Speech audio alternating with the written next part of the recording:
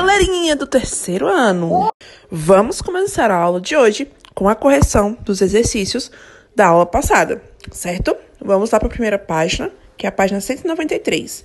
A página 193 pede para que você ligue os quadros com os nomes dos grupos às imagens dos respectivos animais. Então, vamos lá. Na aula passada, a gente viu sobre os anelídeos, né? Então, é a minhoca, anelídeo. O segundo aí é crustáceo. Então, a gente viu em aulas anteriores que os crustáceos são aqueles animais que têm um exoesqueleto. Então, a gente encaixa aí o caranguejo, né? O siri. Os aracnídeos são aqueles animais que possuem patas articuladas, como o escorpião, a aranha. Insetos, nós vimos que tem uma grande variedade de insetos. E, por último, os moluscos, que é o nosso caracol aí. Aí eu pedi para vocês lerem o texto da página 194, né, a questão 4. Ana ganhou uma muda de árvore e a levou para o sítio do avô para plantá-la. Ela estava em busca de um local adequado para plantar a muda. Depois de escavar o solo em alguns lugares, Ana ainda estava em dúvida entre dois pontos. Em um deles, ela encontrou algumas minhocas e no outro ponto, não. Ao comentar com o avô, ele a orientou a plantar a muda no local onde havia minhocas no solo. A pergunta a qual grupo de invertebrado pertencem as minhocas, pessoal? Nós vimos na aula passada. Isso mesmo, galerinha. Ao grupo dos anelídeos, né? A gente viu que eles têm esse nome de anelídeos porque a estrutura do corpo deles é como se fossem vários anéisinhos. Lembram? Então, é isso mesmo, anelídeos. Letra B. Você concorda com a orientação do avô de Ana? Explique por que você concorda ou por que você não concorda. Então, pessoal, devemos concordar, né, com a orientação do avô de Ana. Porque se no solo tem minhoca, mostra então que esse solo vai ter matéria orgânica.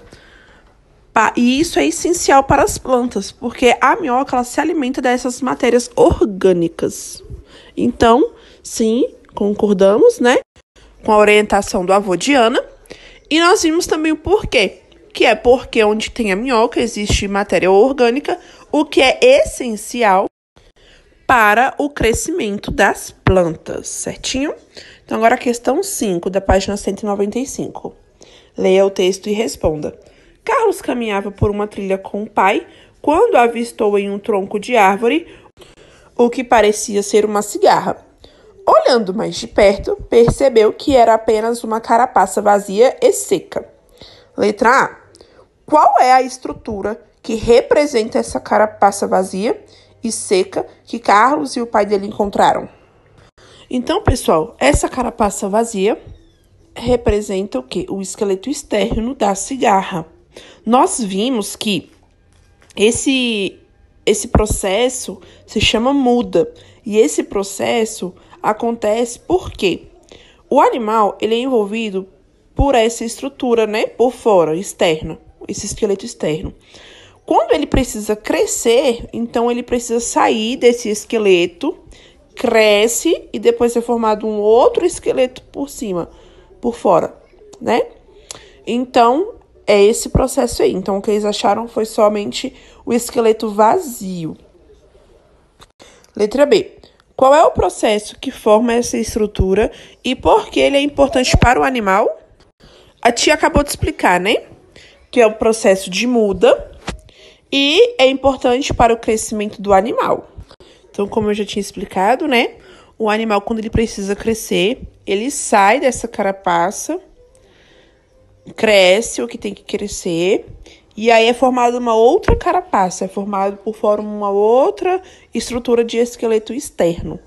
E aí é o chamado de muda, processo de muda.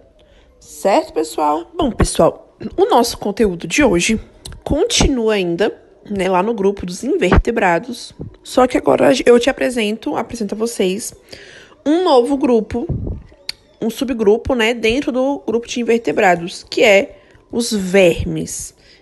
E aí, pessoal, eu trago para vocês aqui algumas características desses vermes. Os vermes, eles têm também um corpo fino e alongado, bem parecido com as minhocas, né? Mas nem sempre eles vão ter um corpo cilíndrico, igual de minhocas. Às vezes eles podem ser achatados, né? Por exemplo.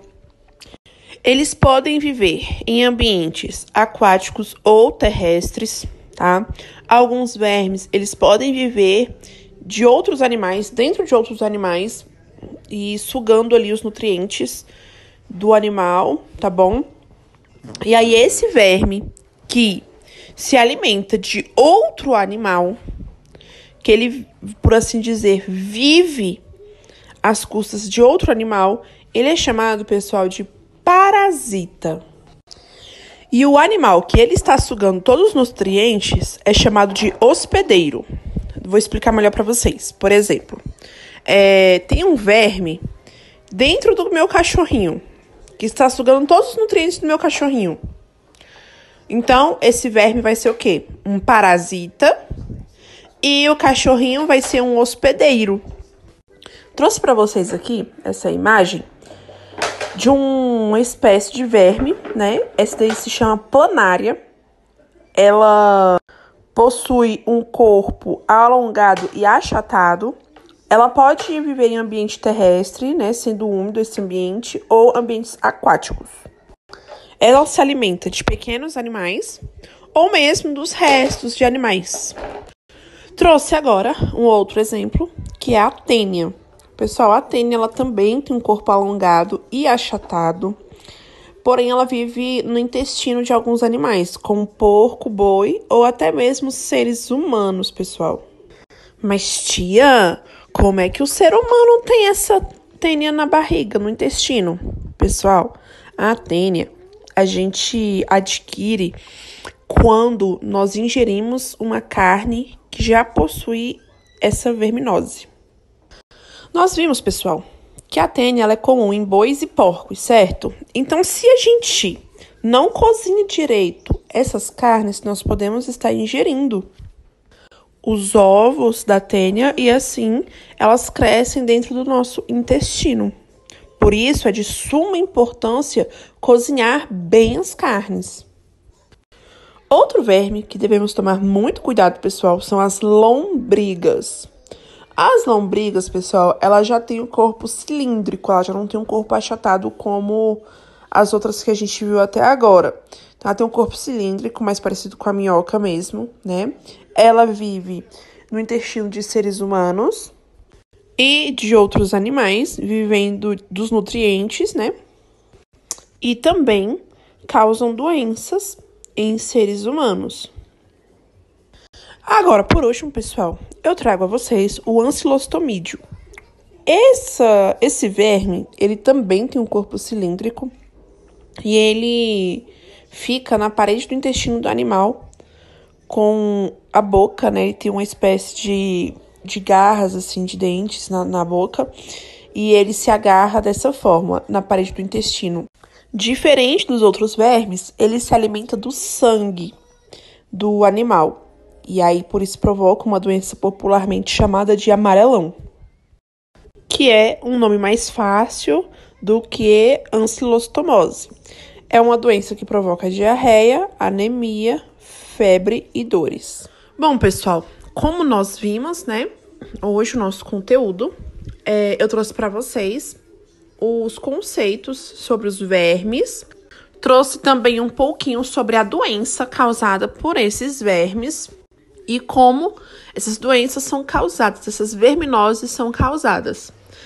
Vocês vão copiar esses conceitos no caderno de ciências.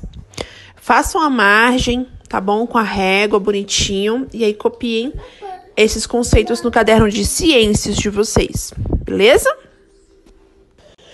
Bom, galerinha, essa foi a nossa aula de hoje de ciências, tá bom? Espero muito que vocês tenham gostado.